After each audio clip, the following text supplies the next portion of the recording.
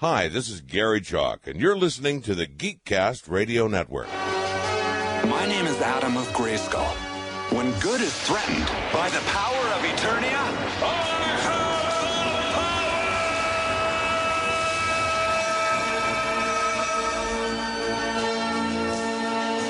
I was summoned to the future by the last of mankind to defend them in their hour of need.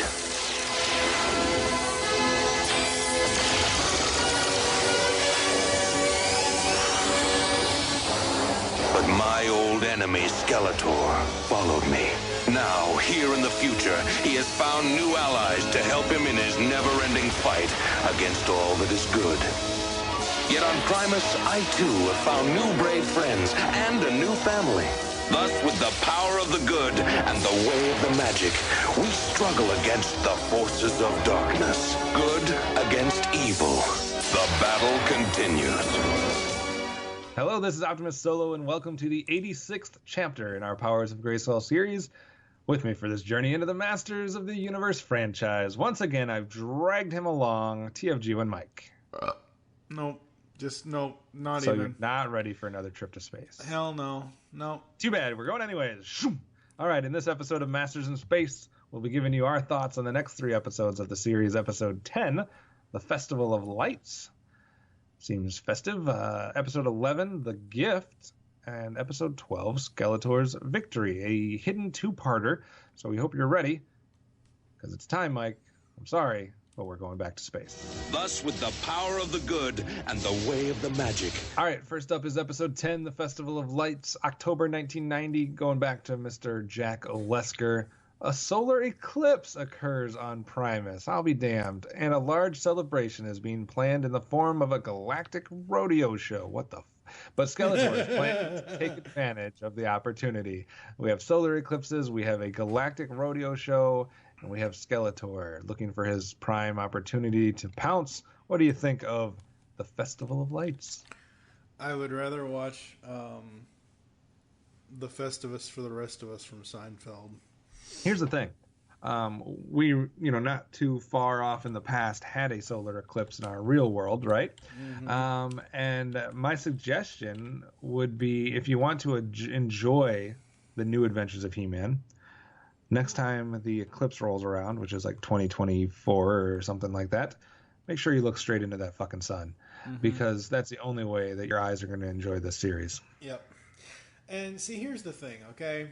As soon as I started watching this episode and I realized what Western Star was, I'm like, oh no. It's an animal show. It's a bull show. Skeletor has a bull in there.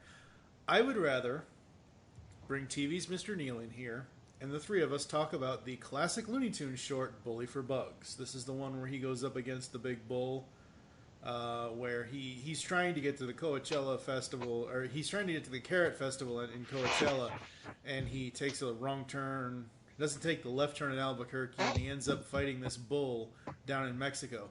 That is a better cartoon than this. It's not the worst we've seen. It's not the worst we've seen.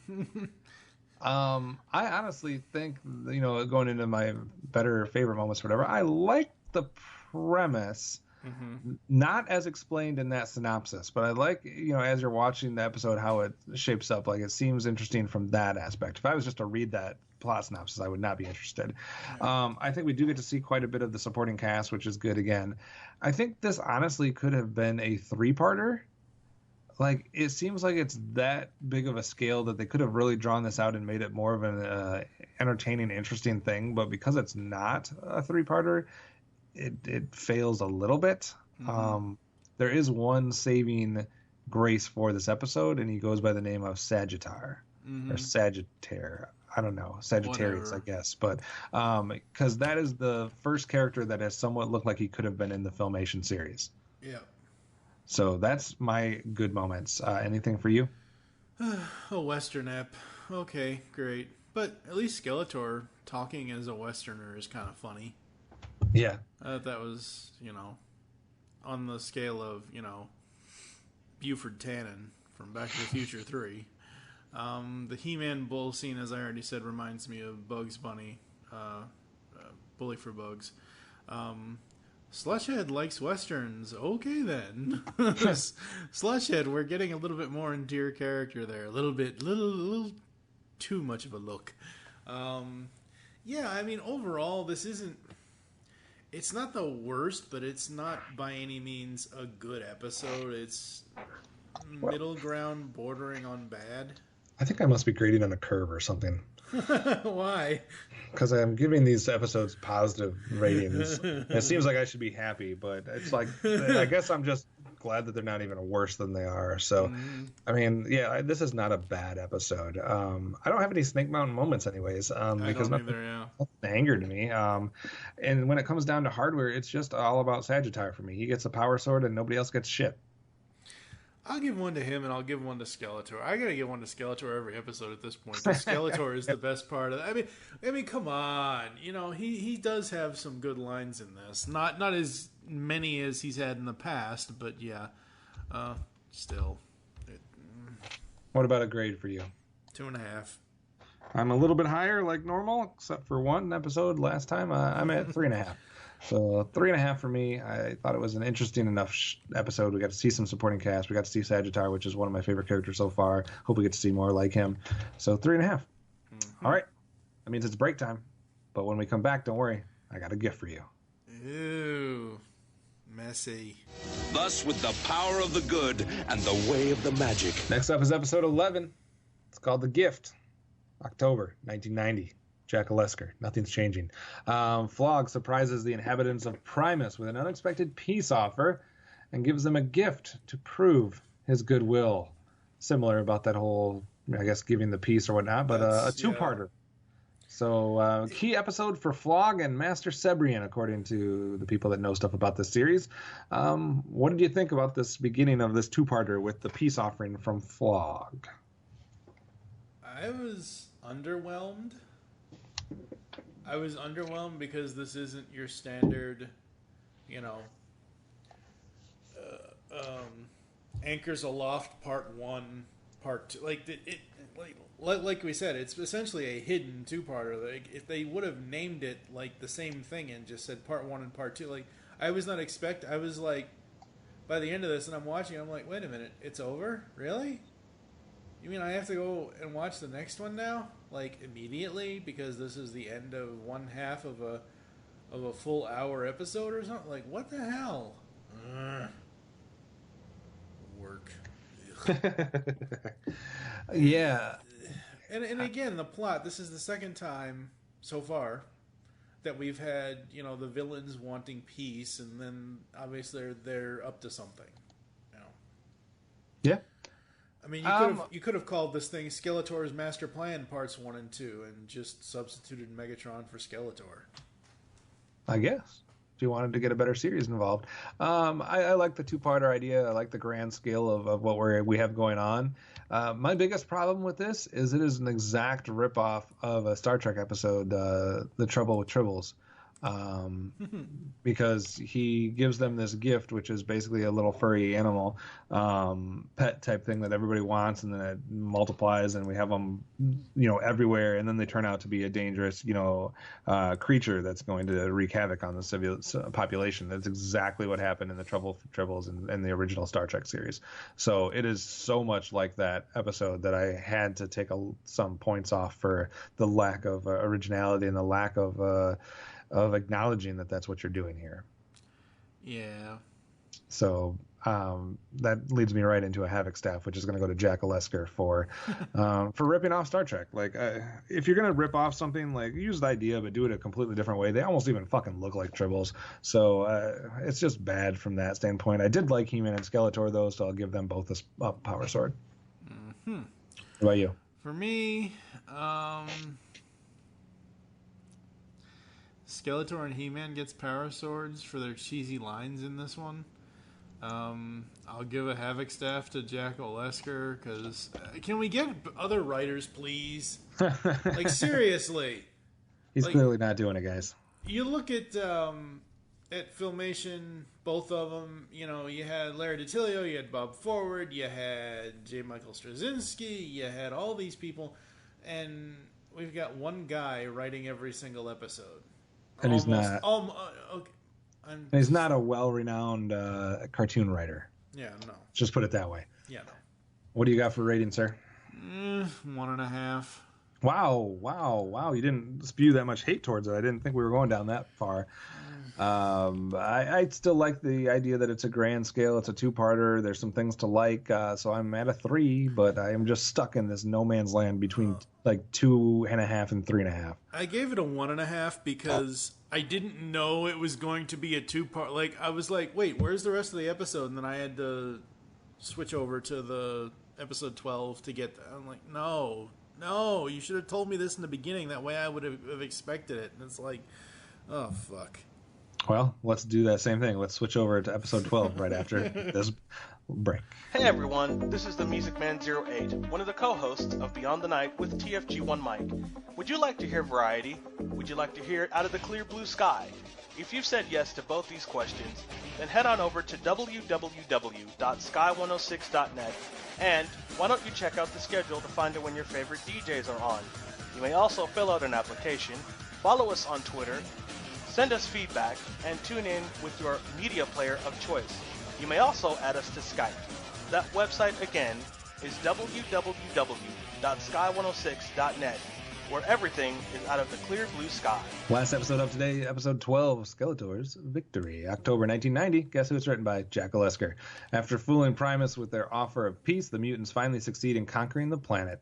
Still, the joy of the invaders holds itself within limits because He-Man and some others have escaped into the underground, where they continue to offer embittered resistance to the conquerors. So this is like this whole thing. We're moving into this is like a turning point in the series almost. Like the only thing that got me excited about this episode, I'm going to go right into it, was the fact that could this be like a shift in the series? Could this be a turning point in the series where we're going to go a completely different direction? We're going to get different stories. He-Man's going to be on the outside now while the mutants rule the planet.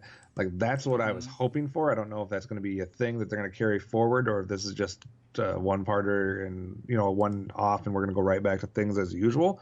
But I was excited about the idea that this could change the entire feel of the series. Yeah. I started to get excited.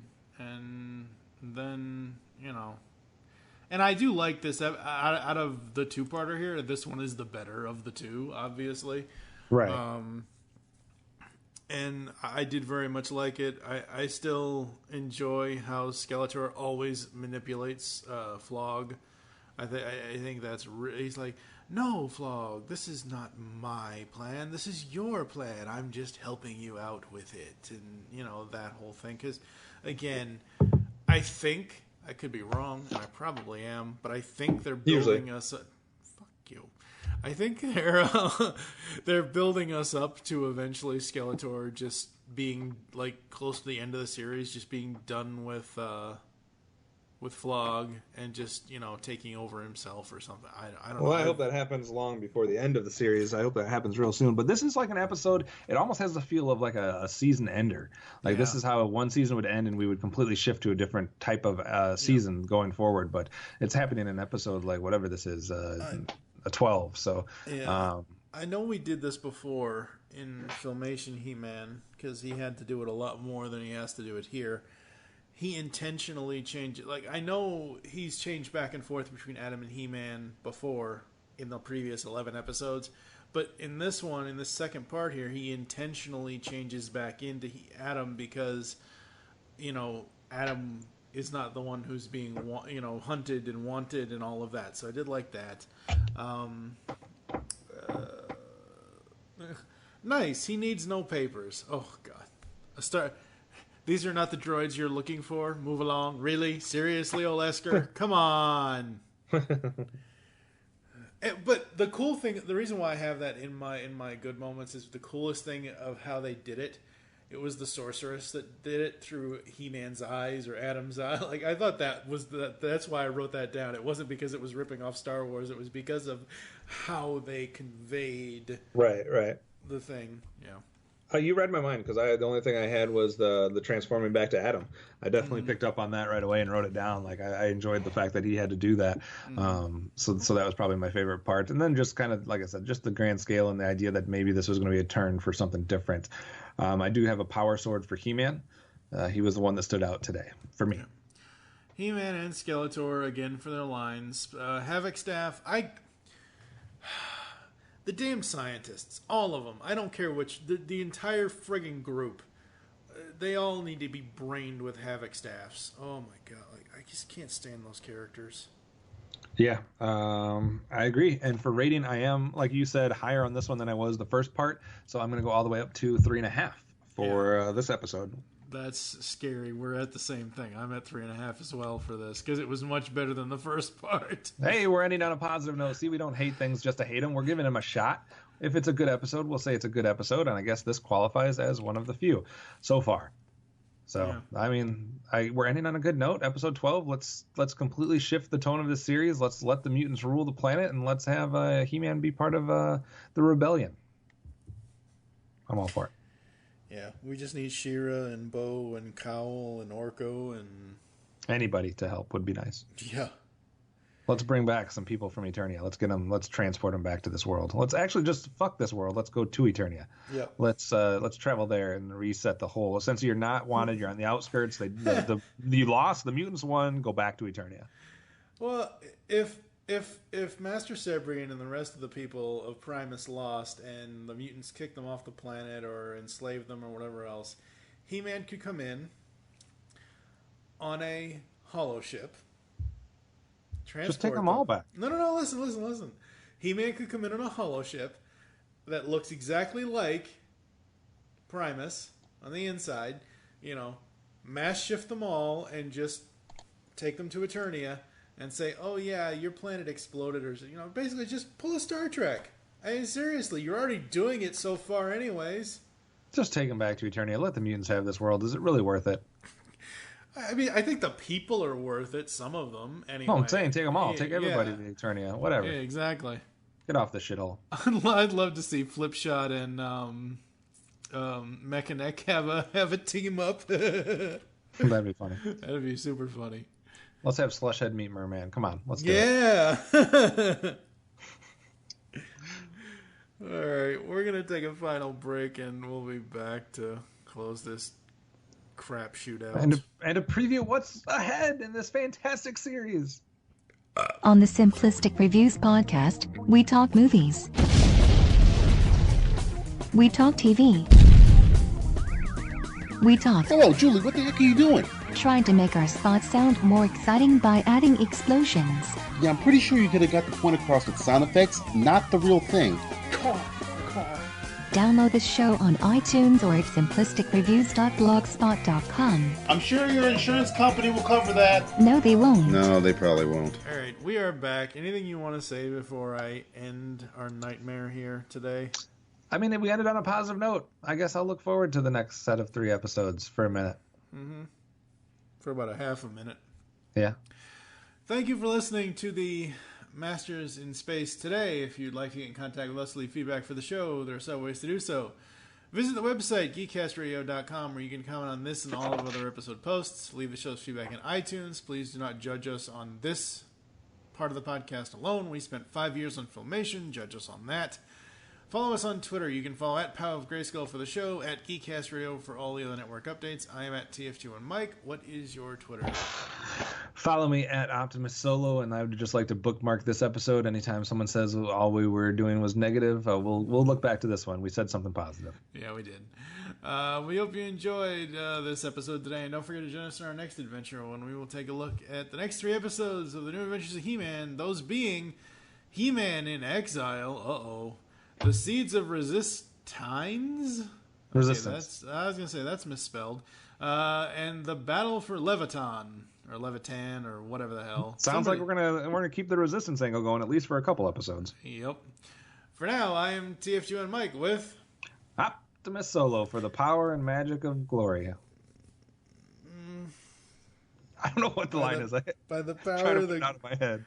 By the power of the good and the way of the magic, we will catch you next week in episode 87. I almost want to push episode 87 off. Like, take what content we're doing for 87, push that away, and just put in the 87 commentary. Seeing as how it is 30 years old this year, we should. Come on!